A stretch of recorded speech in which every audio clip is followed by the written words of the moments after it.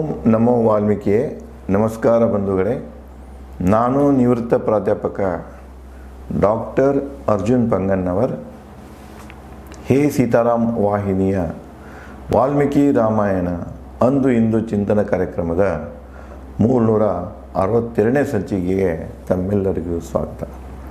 ಹಿಂದಿನ ಸಂಚಿಕೆಯಲ್ಲಿ ರಾಮ ಮತ್ತು ಲಕ್ಷ್ಮಣ ಸೀತೆಯನ್ನು ಹುಡುಕ್ತಾ ಕ್ರೌಂಚಾರಣ್ಯಕ್ಕೆ ಪ್ರದೇಶಕ್ಕೆ ಬರ್ತಾರೆ. ಮುಂದೆ ಅವರಿಗೆ ಮಾತಂಗ ಈ ಪರ್ವತ ಪ್ರದೇಶದತ್ತ ಹೋಗಬೇಕಾಗಿರ್ತದೆ. ಅಲ್ಲೇ ದಾರಿಯಲ್ಲಿ ಅಯೋಮುಖಿ ಅನ್ನುವಂಥ ಒಬ್ಬ ರಾಕ್ಷಸಿ ಲಕ್ಷ್ಮಣನಿಗೆ ಗಂಟು ಬೀಳ್ತಾಳೆ. ನನ್ನ ಮದುವೆ ಆಗಂತ ಬೆನ್ನು ಹತ್ತಾಳೆ. ಅವಾಗ ಲಕ್ಷ್ಮಣನಿಗೆ ಸಿಟ್ಟು ಬಂದು, ಅವಳು ಜೋತ್ ಬೀಳ್ತಾಳೆ. ಅವನಿಗೆ ಸಿಟ್ಟು ಬಂದು ಖಡ್ಗದಿಂದ ಆಕೆ ಮುಖದ ಹೊಡಿತಾನೆ. ಆಕೆ ಪ್ರಾಣ ಇನ್ನು ಕೊಂದ ಬಿಡ್ತಾನಮ್ಮ ಅಂತ ತಿಳ್ಕೊಂಡು ಭೀತಿಯಲ್ಲಿ ಅರಣ್ಯದಿಂದ ಓಡಿ ಹೋಗ್ತಾರೆ. ಮುಂದೆ ಎಚ್ಚರಿಕೆಯಿಂದ ರಾಮ ಲಕ್ಷ್ಮಣ ಹೋಗ್ತಾ ಇದ್ದಾಗ ಎದುರಿಗೆ ಒಂದು ದೊಡ್ಡ ಸುಂಟರಗಾಳಿ ಬೀಸಿದಂಗೆ ಆಗ್ತದೆ. ಅದರ ಮಧ್ಯದಲ್ಲೇ ಒಂದು ದೈತ್ಯಾಕಾರದ ರಾಕ್ಷಸ ಕಾಣ್ತದೆ. ಅದು ಇವರ ಬಳಿ ಬಂದು ಇಬ್ಬರನ್ನು ತನ್ನ ಮುಷ್ಟಿಯಲ್ಲಿ ಬಂಧಿಸ್ತದೆ. ಇಬ್ಬರು ಅಸಹಾಯಕರಾಗ್ತಾರೆ. ಯಾವ ಆಯುಧವನ್ನು ಅದರ ವಿರುದ್ಧ ಬಳಸಿದಂಥ ಸ್ಥಿತಿ ನಿರ್ಮಾಣವಾಗಿರ್ತದೆ. ಆವಾಗ ಲಕ್ಷ್ಮಣ ರಾಮನಿಗೆ ಹೇಳ್ತಾನೆ, ಅಣ್ಣ ಇವ ಮೊದಲು ನನ್ನ ನುಂಗಲಿ, ಆ ಸಂದರ್ಭ ಬಳಸಿಕೊಂಡು ನೀ ಇವನಿಂದ ಮುಕ್ತವಾಗಿ ಹೋಗು. ಸೀತೆ ಅಪಹರಿಸ್ಕೊಂಡೇನು ಹೋಗ್ಯಾನ ರಾವಣ. ಅಲ್ಲಿ ಅವನುಗಳು ಯುದ್ಧ ಮಾಡಿಕೊಂಡು ಸೀತೆಯನ್ನು ತೊಗೊಂಡು ಅರಣ್ಯಕ್ಕೆ ಹೋಗಿ ಇದಕ್ಕೆ ಅಯೋಧ್ಯೆಗೆ ಹೋಗಿ ಆರಾಮದಿಂದ ಆಳು, ಮತ್ತು ನನ್ನ ನೆನಪಿಸುವುದನ್ನು ಮರಿಬೇಡ ಅಂಥೇಳಿ ಲಕ್ಷ್ಮಣ ರಾಮನಿಗೆ ಹೇಳ್ತಾನೆ. ಈ ಸಮಾಧಾನವನ್ನು ಕಬಂಧ ಕೇಳ್ತಾನೆ, ರಾಕ್ಷಸ ಕೇಳ್ತಾನೆ. ಕೇಳಿದವನ ಹೇಳ್ತಾನೆ, ಅವ್ರಿಗೆ ಕೇಳ್ತಾನೆ, ನೀವು ಯಾರು, ನೀವು ಯಾರಪ್ಪ ಇಬ್ಬರು ಬಂದವರು ಅಂತ ಕೇಳ್ತಾನೆ. ನಿಮ್ಮ ಹೆಗಲು ಎತ್ತಿನ ಭುಜದಂತಿದೆ, ಖಡ್ಗ ಧನುಷ್ಯ ಧರಿಸಿರುವಿರಿ. ನೋಡಿರಿ, ನಿಮ್ಮ ಹೆಗಲು ಎತ್ತಿನ ಭುಜದಂತಿದೆ. ಮಹಾಭುಜದ ನಿಮ್ಮದು, ಎತ್ತಿನ ಭುಜ ನೋಡಿದಂಗೆ ಅನಿಸ್ತದೆ ನಿಮ್ಮನ್ನು. ಮತ್ತು ಖಡ್ಗ ಮತ್ತು ಧನುಷ್ಯವನ್ನು ನೀವು ಹೊಂದಿದ್ದೀರಾ, ಧರಿಸಿರುವಿರಿ. ಬಂದಿರಿ ಯಾಕೆ ನನ್ನ ಹದ್ದಿನಲ್ಲಿ? ಇದು ಏನಿದೆಯಲ್ಲ, ಕೌಂಚಾರಣ್ಯ ಹೀಗೆ ನೀವು ಬಂದಿರಿ. ಈ ಅರಣ್ಯ ಪ್ರದೇಶದ ನನ್ನದು. ನನ್ನ ಅರಣ್ಯ ಪ್ರದೇಶದಲ್ಲಿ ನೀವ್ಯಾರು ಅಂದರೆ, ಇಲ್ಲೇ ಕಬಂಧನ ದೃಷ್ಟಿಯಲ್ಲಿ ರಾಮ ಲಕ್ಷ್ಮಣ ಇಬ್ಬರು ಅತಿಕ್ರಮಣಕಾರರು, ಅಂದರೆ ಎನ್ಕ್ರೋಚರ್ಸವರು. ಅತಿಕ್ರಮಣ ಮಾಡಿದಂಗೆ ಅಂದರೆ ಇನ್ನೊಬ್ಬರು ಪರ್ಮಿಷನ್ ಇಲ್ಲದೆ ಒಳಗೆ ಬರ್ತಾರಲ್ಲ, ಹಂಗಂದಾಗ. ಈಗ ನಾವು ಪಾಕಿಸ್ತಾನ ಬಾರ್ಡ್ರದಾಗ, ಇಂಡಿಯಾ ಬಾರ್ಡ್ರದಾಗ ಪಾಕಿಸ್ತಾನದಾಗ ನುಸುಳಿಕೋರರು ಅಂತಾರಲ್ಲ, ಹಂಗೆ ಅವನಿಗೆ ಇವರಿಬ್ಬರು ನುಸುಳಿಕೋರ್ಗತೆ ಕಾಣಿಸ್ತಾರೆ. ನೀವು ನನ್ನ ಪ್ರದೇಶದಾಗ ಯಾಕೆ ಬಂದಿರಿ, ಅದು ಮತ್ತು ನೀವು ಆಯುಧಗಳನ್ನು ಧರಿಸಿಕೊಂಡು ಬಂದಿದ್ದೀರಾ ಅಂತ ಹೇಳಿ ಕಬಂಧ ಅವರನ್ನು ಕೇಳ್ತಾನೆ. ಸಿದ್ಧ ಪಕ್ಷದಂತೆ ನಿಂತಿರುವಿರಿ. ಇಬ್ಬರು ಹೆಂಗೆ ನಿಂತಿರಪ್ಪ ಅಂದ್ರೆ, ನನಗೀಗ ಹಸುವಾಗೈತೆ, ನನ್ನ ಊಟ ರೆಡಿಯಾಗಿ ನನ್ನ ಮುಂದೆ ಬಂದಿದೇನೋ, ನೀವು ಪರೋಕ್ಷವಾಗಿ ನನ್ನ ಊಟವಾಗಿ ನೀವು ರೆಡಿಯಾಗಿ ಬಂದು ನಿಂತೀರಿ ಅಂತ ಹೇಳ್ತಾನೆ. ನಿಮ್ಮ ಧನುಷ್ಯ ಖಡ್ಗಗಳು ರಕ್ಷಿಸವು ನನ್ನಿಂದ.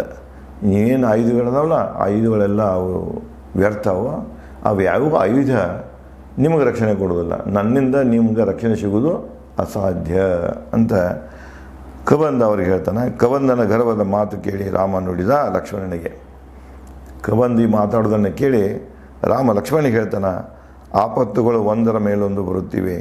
ರಾಜ್ಯ ಕಳ್ಕೊಂಡೆ, ಸೀತೆಯನ್ನು ಕಳ್ಕೊಂಡೆ, ಪ್ರಾಣ ಕಳ್ಕೊಳ್ಳುವ ಕೂತು ಬಂದೊದಗಿದೆ.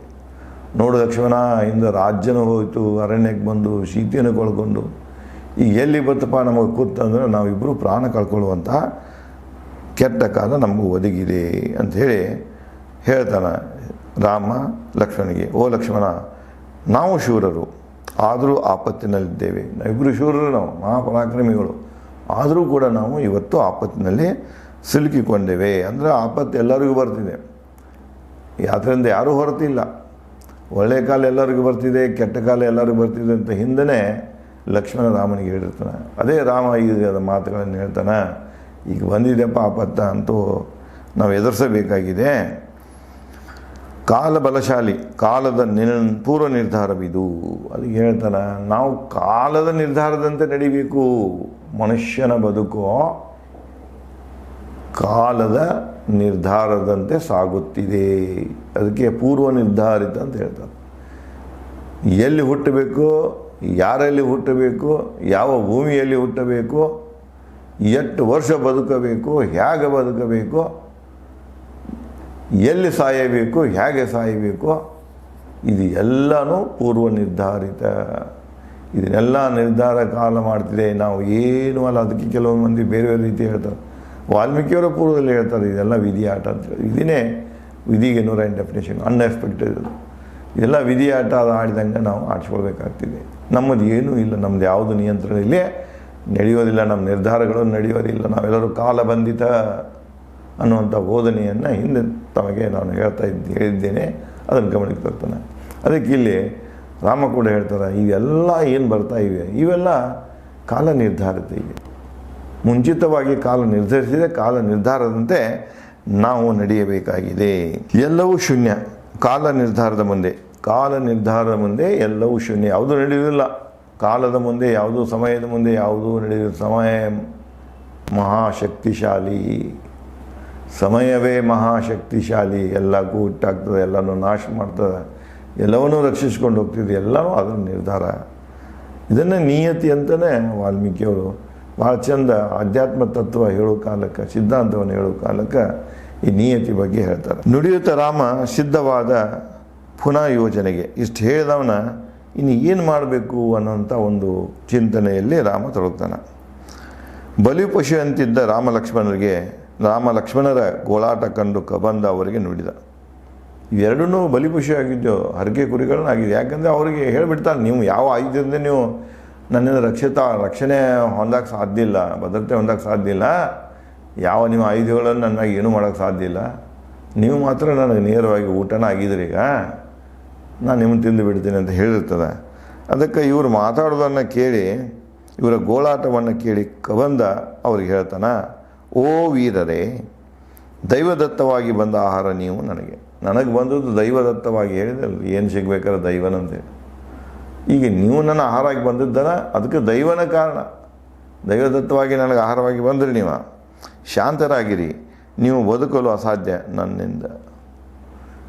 ನೀವು ಯಾರ ಆಹಾರ ಆಗಬೇಕೋ, ಯಾವಾಗ ಆಗಬೇಕು, ಎಲ್ಲಿ ಆಗಬೇಕು ಅನ್ನೋದು ಇದು ಪೂರ್ವ ನಿರ್ಧಾರಿತ, ಕಾಲ ನಿರ್ಧಾರಿತ. ಆ ಪ್ರಕಾರ ನೀವು ಬಂದ್ರಿ, ನನಗೆ ಆಹಾರ ಆಗ್ತಾ ಇದ್ದೀರಿ, ಇನ್ನೇ ನೀವು ಭಾಳ ಬದುಕೋದಿಲ್ಲ, ನಾನು ನಿಮ್ಮನ್ನು ತಿಂದು ಬಿಡ್ತೀನಿ.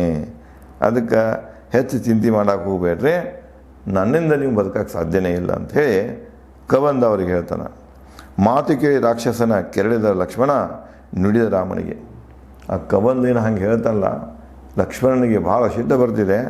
ಆ ಸಿಟ್ಟಿನಲ್ಲಿ ರಾಮನಿಗೆ ಹೇಳ್ತಾನೆ, ಈ ರಾಕ್ಷಸ ನುಂಗುವನು ನಮ್ಮನ್ನು. ಗೊತ್ತಾಯ್ತು ಅವನು, ಇಬ್ಬರನ್ನು ಕೂಡ ನುಂಗ್ತಾನಿವ, ನಮ್ಮನ್ನು ನುಂಗ್ತಾನ. ಬಲವಾದ ಪೆಟ್ಟು ಕೊಡೋಣ ಭುಜಕ್ಕೆ. ಅವನ ಕೈಗಳಲ್ಲಿಗೆ ಬಂದಾಗ ಸಾಧು ಪ್ರಾಣಿಗಳನ್ನು ರಾಜರು ಯಜ್ಞಕ್ಕೆ ಬಲಿ ಕೊಡುವರು.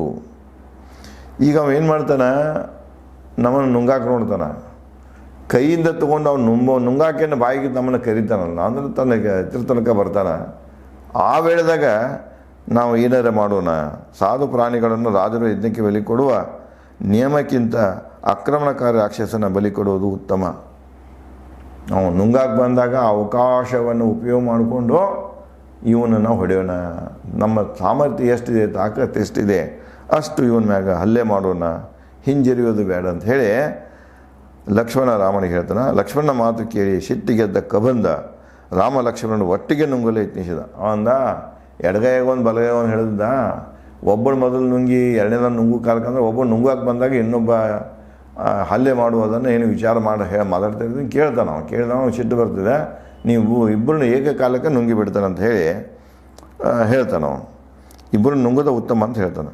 ಲಕ್ಷ್ಮಣನ ಮಾತು ಕೇಳಿ ಸಿಟ್ಟಿಗೆದ್ದ ಕಬಂದ ರಾಮ ಲಕ್ಷ್ಮಣನ ಒಟ್ಟಿಗೆ ನುಂಗಲು ಯತ್ನಿಸಿದ. ದಶರಥ ಪುತ್ರರು ಖಡ್ಗಗಳಿಂದ ನಿರಂತರ ಪ್ರಹಾರ ಮಾಡಿದರು. ಅವನೇನು ನುಂಗಾಕೆ ಬಾಯಿಗೆ ತೊಗೊಂಬಂದಿರ್ತಾನೆ, ಅವು ಖಡ್ಗ ಹಿಡ್ಕೊಂಡನ ನುಸುಕು ಇದು ಮಾಡಿಕೊಂಡು ಅವರು ಆ ಖಡ್ಗದಿಂದ ಅವನು ಎರಡೂ ತೋಳುಗಳಿಗೆ ನುಂಗಾಕೆ ಬರ್ಬೇಕಾದ್ರೆ ಇಲ್ಲಿ ತೋಳು ಇದಕ್ಕೆ ಬರ್ತಾವೆ, ಎರಡು ಭುಜಕ್ಕೆ ಬರ್ತಾವೆ. ಇಬ್ಬರು ಏನು ಮಾಡ್ತಾರೆ, ಅವನ ಭುಜದ ಮೇಲೆ, ಯಾಕಂದ್ರೆ ಇದ್ದ ತಾಕತ್ತನ ಕೈ ಭುಜದ ಮೇಲೆ ಇರ್ತದೆ, ತಮ್ಮ ಖಡ್ಗಗಳಿಂದ ಭುಜದ ಮೇಲೆ ಪ್ರಹಾರವನ್ನು ಮಾಡ್ತಾರೆ. ಕದಮನ ಭುಜಗಳ ಕೀಲಗಳ ಮೇಲೆ ಅವನ ಕೈಗಳ ಭುಜ ಮಟ್ಟಕ್ಕೆ ಬರುತ್ತಲೇ ಅವನು ನುಂಗಾಕಿ ಹಿಂಗೆ ಬರ್ತಿರ್ತಾನೆ.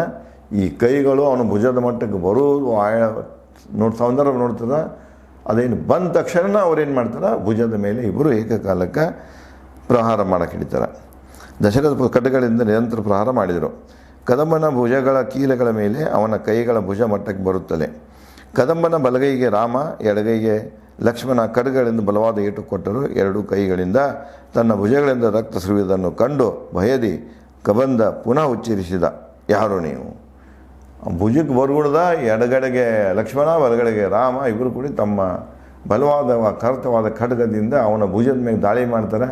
ಅದರಿಂದಾಗಿ ಎರಡೂ ಭುಜದಿಂದ ರಕ್ತ ಸುರಿಯಾಕೆ ಹಿಡಿತದೆ. ಅದನ್ನು ನೋಡಿ ಅವನು ಮತ್ತೊಮ್ಮೆ ಅವ್ರನ್ನ ಪ್ರಶ್ನೆ ಮಾಡ್ತಾನೆ, ನೀವು ಯಾರು ಅಂತ ಕೇಳ್ತಾನೆ. ಲಕ್ಷ್ಮಣ ಕಬಂದನಿಗೆ ನುಡಿತಾನೆ. ಲಕ್ಷ್ಮಣ ರಾಕ್ಷಸ ಹೇಳ್ತಾನೆ, ಇಕ್ಷ್ವಾಕು ವಂಶದ ರಾಮ, ಇವನು ಅಯೋಧ್ಯೆಯ ರಾಜ, ನಾನು ಅವನ ತಮ್ಮ ಲಕ್ಷ್ಮಣ. ಪರಿಚಯ ಮಾಡಿಸ್ತಾನಲ್ಲಿ. ಇಕ್ಷ್ವಾಕು ಕುಲದವರು ನಾವು ದಶರಥ ಪುತ್ರರು, ಇವ ನಮ್ಮ ಅಣ್ಣ ರಾಮ, ನಾನು ಅವನ ತಮ್ಮ ಲಕ್ಷ್ಮಣ. ಬಂದಿಹನು ತಂದೆ ವಚನ ಪಾಲನೆಗೆ ವನವಾಸಕ್ಕೆ ಪತ್ನಿಯೊಂದಿಗೆ. ಅಪ್ಪಗೆ ವಚನ ಕೊಟ್ಟಿದ್ದ, ಅಪ್ಪನ ವಚನ ಪೂರ್ಣಗೊಳಿಸೋ ಸಲುವಾಗಿ ತನ್ನ ಮಡದಿ ಜೊತೆಗೆ ಅವ ಇಲ್ಲಿ ವನವಾಸಕ್ಕೆ ಬಂದಿದ್ದ. ಅಪಹರಿಸಿರುವನು ರಾಕ್ಷಸ ಅವನ ಪತ್ನಿಯನ್ನು. ಇಲ್ಲಿ ಅರಣ್ಯದಾಗ ಏನಾಗಿದ್ದಪ್ಪ ಅಂದ್ರೆ ಅವನ ಪತ್ನಿಯನ್ನು ರಾಕ್ಷಸ ಅಪಹರಿಸಿಕೊಂಡು ಹೋಗ್ಯಾನ. ಹರಿಸುತ್ತಾ ಅವಳನ್ನು ಇಲ್ಲಿಗೆ ಬಂದೆವು. ನಾವು ಇಲ್ಲಿ ಬರೋಕ್ಕೆ ಕಾರಣ ಅಂದರೆ ಸೀತೆಯನ್ನು ಹುಡುಕೋತ ನಾವು ಬಂದೆವು ಅನ್ನುವಂಥ ಒಂದು ಸತ್ಯವನ್ನು ಲಕ್ಷ್ಮಣ ಕಬಂದನಿಗೆ ಹೇಳ್ತಾನೆ. ಆದರೆ ತಲೆ ಕಾಲುಗಳಿಲ್ಲದೆ ಬುಡ ನೆತ್ತೆ ಇಲ್ಲದ ಮರದಂತೆ ಕಾಣುವ ನೀನ್ಯಾರು? ಇವನು ಅಕ್ರಾಳ ವಿಕ್ರಾಗ ಅದೀವ ಮಾರಣ, ತಲೆ ಇಲ್ಲ ನಿನಗೆ, ಎಲ್ಲನೂ ಎದಿ ಮ್ಯಾಗ ಅದೀವ, ಒಂದು ನಮನೆ ಕಾಣಿಸ್ತೆ, ನೀ ಯಾರು ಅಂಥೇಳಿ ಲಕ್ಷ್ಮಣ ಕಬಂದನನ್ನು ಪ್ರಶ್ನೆ ಮಾಡ್ತಾನೆ. ಕಬಂದ ಹರ್ಷಗೊಂಡು ಲಕ್ಷ್ಮಣನ ಮಾತು ಕೇಳಿ ಲಕ್ಷ್ಮಣನಿಗೆ ನುಡಿದ, ಓ ನರ ವ್ಯಾಘ್ರಣೆ, ನಿಮಗೆ ಸ್ವಾಗತ. ಕುಡುಗೋಲಿನಂತಹ ನನ್ನ ಬಾಹುಗಳು ಅಮರ, ನಿಮ್ಮ ಏಟಿಗೆ ವಿರೂಪಗೊಂಡಿವೆ. ಅವು ನೋಡು ಎಷ್ಟು ಬಲಶಾಲಿ ಇದ್ದಂಥ ನನ್ನ ಬಾಹುಗಳಿದ್ದು, ಎರಡು ಭುಜಗಳಿದ್ದು, ಅವು ನಿಮ್ಮ ಏಟಕ್ಕೆ ಏನಾಗಿಬಿಟ್ಟವು, ಇವತ್ತು ತಮ್ಮ ಸೇಫನ್ನು ಕಳ್ಕೊಂಡಿವೆ, ಅವು ಗಾಯ ಆಗಿದೆ, ನನಗೆ ಸಂತೋಷ ಆಗ್ತಾಯಿದೆ, ನೀವು ನರವ್ಯಾಘ್ರರು ಅಂಥೇಳಿ ತನ್ನ ಭಾವನೆಯನ್ನು ಕಬಂದ ವ್ಯಕ್ತಪಡಿಸ್ತಾನೆ. ನನ್ನ ನಡತೆ ಅದಕ್ಕೆ ಕಾರಣ, ನನ್ನ ವ್ಯತಿಕತೆ ಹೇಳುವೆ ಕೇಳು. ನಾ ಹಿಂಗೆ ಯಾಕಾಗೇನು, ಈ ವಿಚಿತ್ರದ ದೇಹದಲ್ಲಿ ನಾ ಯಾಕೆ ಬಂದೇನೋ, ಇದಕ್ಕೊಂದು ಹಿಂದೆ ಕತೆ ಇದೆ, ವ್ಯತಿಕತೆ ಇದೆ, ಆ ಕತೆ ನಿಮಗೆ ಹೇಳ್ತಾನೆ ಅಂತ ಹೇಳಿ ಕಬಂದ ರಾಮ ಲಕ್ಷ್ಮಣರಿಗೆ ತನ್ನ ಹಿಂದಿನ ಕಥೆಯನ್ನು ಹೇಳಲಿಕ್ಕೆ ಪ್ರಾರಂಭ ಮಾಡ್ತಾನೆ. ಓ ಸಾಹಸಿ ರಾಮನೇ, ಈ ಲೋಕಗಳಲ್ಲಿ ನನ್ನ ದೇಹ ನಿಮ್ಮಂತೆ ಸುದೃಪಿಯಾಗಿತ್ತು. ಮೊದಲು ನಾನು, ನೀವು ಹೆಂಗೆ ಅದರಲ್ಲ ಈಗ ರಾಮ ಲಕ್ಷ್ಮಣರ ನಿಮ್ಮ ದೇಹ ಆಗಿದೆ, ಹಾಗೆ ಒಳ್ಳೆಯ ರೂಪವನ್ನು ಹೊಂದಿದಂಥ ಒಬ್ಬ ವ್ಯಕ್ತಿಯಾಗಿದ್ದೆ, ನಾನು ಪುರುಷನಾಗಿದ್ದೆ. ಅರಣ್ಯದಲ್ಲಿ ಋಷಿ ಮುನಿಗಳಿಗೆ ಉಪದ್ರವಿಯಾಗಿದ್ದೆ. ನೋಡಿ ಇಲ್ಲಿ ಮತ್ತೊಂದು ಪಾಠ. ನಮ್ಮ ಬದುಕು ಹೇಗಿರಬೇಕಪ್ಪ ಅಂದ್ರೆ ನಿರುಪದ್ರವಿ ಇರಬೇಕು. ಇಂಗ್ಲೀಷ್ನಲ್ಲಿ ಹೇಳೋದಾದ್ರೆ live and let live others. ನೀನು ಬದುಕು, ಇನ್ನೊಬ್ಬರಿಗೂ ಬದುಕಲಿಕ್ಕೆ ಬಿಡು. ನಿನ್ನ ಬದುಕು ಇನ್ನೊಬ್ಬರಿಗೆ ಉಪದ್ರವಿಯಾಗಬಾರದು. ಏನೂ ನೀವು ಕಲಿದಿದ್ದರೂ ಇನ್ನೊಂದು ಮಾತು ಕಲ್ತ್ರೆ ಸಾಕು, ಇದರಲ್ಲಿ ಎಲ್ಲ ಅಡಗಿದೆ. ನೀನು ಜೀವಿಸು, ಇನ್ನೊಬ್ಬರಿಗೆ ಜೀವಿಸಕ್ಕೆ ಕೊಡು. ಇವತ್ತು ನಮ್ಮ ರಾಜಕೀಯ ಮಂದಿಗಳಿಗೆ ಭಾಳ ಇದನ್ನು ಕಲಿಬೇಕು ಅವರು. ಯಾಕಂದರೆ ಅವರು ಎಲ್ಲನೂ ಟೆಂಪಲ್ಗೆ ಓಡ್ತಿರ್ತಾರೆ, ಯಾವುದು ಗುಡಿಗಳಿಗೆ ಓಡ್ತಿರ್ತಾರೆ, ಏನೇನೋ ಮಾಡಿಸ್ತಿರ್ತಾರೆ, ಹವನಗಳನ್ನು ಮಾಡಿಸ್ತಿರ್ತಾರೆ. ಇನ್ನು ಯಾರೋ ಗೌತಮ್ ಬುದ್ಧ ಆಗ್ತಾರೆ, ಇನ್ನು ಯಾರೋ ಜೈನ ಮುನಿಗಳಾಗ್ತಾರೆ. ಎಲ್ಲ ತಮ್ಮ ಒಂದು ಭಕ್ತಿಯನ್ನು ತೋರಿಸ್ತಿರ್ತಾರೆ. ಅವರು ನಡತೆಗಳನ್ನು ನೋಡಿದರೆ ಅದೆಲ್ಲ ಒಣ ಭಕ್ತಿ, ಅದು ಸುಮ್ಮ ತೋರಿಕೆಗೆ. ರಾಕ್ಷಸರಿಗಿಂತ ಕೆಟ್ಟ ಗುಣಗಳಲ್ಲಿ ಅವರಲ್ಲಿರ್ತಾವೆ. ಅವರ ಇರುವಿಕೆಯಿಂದಾಗಿ, ಒಬ್ಬ ದುಷ್ಟ ರಾಜಕಾರಣಿ ಇರುವಿಕೆಯಿಂದಾಗಿ ಲಕ್ಷಾಂತರ ಜನರ ಜೀವನ ಬದುಕುವುದು ಕಠಿಣ ಆಗಿರ್ತದೆ. ಅವರು ಹೊಲಗಳನ್ನು ಕಸ್ಕೊಳ್ತಾರೆ, ಅವರ ಅನನ್ಯಗಳನ್ನು ಕಸ್ಕೊಳ್ತಾರೆ, ಅವ್ರ ಬದುಕನ್ನು ಕಸ್ಕೊಳ್ತಾರೆ, ಅವರು ಒಡವೆ ಮಡಿದೀರನ್ನು ಸಹಿತ ಕಸ್ಕೊಳ್ತಾರೆ. ಅವ್ರಿಗೆ ಬದುಕಾಗ ಕೊಡುವುದಿಲ್ಲ. ಒಬ್ಬ ರಾಜಕಾರಣಿ ಅದಾನಂದ, ದುಷ್ಟ ರಾಜಕಾರಣಿ, ಎಲ್ಲ ರಾಜಕಾರಣಿ ಅದ. ಒಬ್ಬ ದುಷ್ಟ ರಾಜಕಾರಣಿ ಒಂದು ಪ್ರದೇಶದಾಗಿದ್ದಂಥ ಆ ಪ್ರದೇಶದ ಜನ ಎಲ್ಲನೂ ಶೋಷಿತರಾಗಿರ್ತಾರೆ. ಅವನ ಇರುವಿಕೆಯಿಂದ ಆ ಜನ ಸುಖವಾಗಿರುವುದಿಲ್ಲ. ಅದಕ್ಕೆ ಇಲ್ಲಿ ಯಾರೇ ಇರಲಿ, ನೀವು ಏನು ಕಲಿಬೇಕಪ್ಪ ಅಂದರೆ, ನಾನು ಜೀವಿಸ್ತಾ ಇದ್ದೇನೆ, ನನಗೆ ಹಕ್ಕಿದೆ, ಆದರೆ ನನ್ನ ಜೀವಿಸಕ್ಕೆ, ನನ್ನ ಬದುಕು ಇನ್ನೊಬ್ಬರಿಗೆ ಉಪದ್ರವಿ ಆಗಬಾರದು. ಇಷ್ಟು ನಡ್ಕೊಂಡು ಹೋದ್ರೆ ಅವನು ನಿಜವಾದ ಮಾನವ. ಇದನ್ನೇ ನಾವು ಕಲೀಲಿಲ್ಲ ಅಂದ್ರೆ ನಾವು ಎಂದೂ ಮಾನವರಾಗೋದಿಲ್ಲ, ದಾನವರಾಗೋಕ್ಕೂ ಯೋಗ್ಯ ಇಲ್ಲ ನಾವು. ಅದಕ್ಕೆ ನಾವು ಧರ್ಮದ ಬಗ್ಗೆ ಹೇಳ್ತಾ ಇದ್ದಾಗ ಇವೆಲ್ಲ ಎಚ್ಚರಿಕೆ ಇರಬೇಕು. ಇವು ನಾವು ಮೊದಲು ನಾವು ಮಾನವರಾಗಿ ತೋರಿಸ್ಬೇಕು, ಆ ನಂತರ ಮಾನವ ಧರ್ಮ ಬರ್ತಿದೆ. ನಾನೇ ಮಾನವಿಲ್ಲ, ನಾನು ಮಾನವ ಧರ್ಮದ ಬಗ್ಗೆ ಮಾತಾಡ್ತೇನೆ ಅಂದರೆ ಅದಕ್ಕೆ ಏನು ಅನ್ನಿಸ್ತಿದೆಪ್ಪ ಅನ್ನೋದು ಅಪಹಾಸ್ಯ ಅಸಂಬದ್ಧ ಅಂತ ಅನ್ನಿಸ್ತಿದೆ. ಅದಕ್ಕೆ ಇಲ್ಲಿ ಅದು ಹೇಳ್ತಿದೆ, ನಾನು ನಿಮ್ಮಂಗ ಇದ್ದೆಪ್ಪ, ಎಲ್ಲ ಶರೀರಿಗೆ ಹಿಂಗೆ ಇತ್ತು, ಆದರೆ ನಂದು ಕೆಟ್ಟ ಗುಣ ಏನಿತ್ತಂದರೆ ಇನ್ನೊಬ್ಬರಿಗೆ ಉಪದ್ರ ಕೊಡ್ತಿದ್ದೆ, ನಾನು ಉಪದ್ರವಿಯಾಗಿದ್ದೆ.